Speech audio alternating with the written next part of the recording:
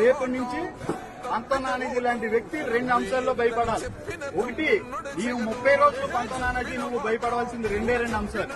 ఒకటి, బయటకు వస్తే ఎండకు భయపడాలి, లేదా మీడియా ముందుకు వచ్చి కన్నబాబు గారు లాంటి వాడినో లేకపోతే ఇతర వ్యక్తులను సీఎం గారినో నువ్వు దోషం చేస్తే నీ భోగోతం మీడియా ముందు మాట్లాడడానికి నేను సిద్ధంగా. నువ్వు రెండింటికి భయపడు.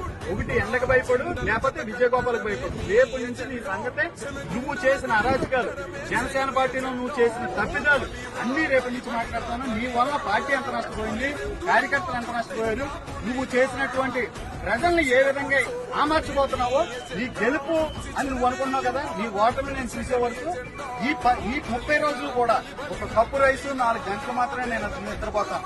బతకడానికి ఒక కప్పు రైసు, బుర్ర పని చేయడానికి 4 గంటలు నిద్రపోతాను నానాజీ. నీకు రేపటి నుంచి నిన్ను ఓడించడానికి మాత్రం ఆహర్నేశ్వరం కృషి చేస్తాను.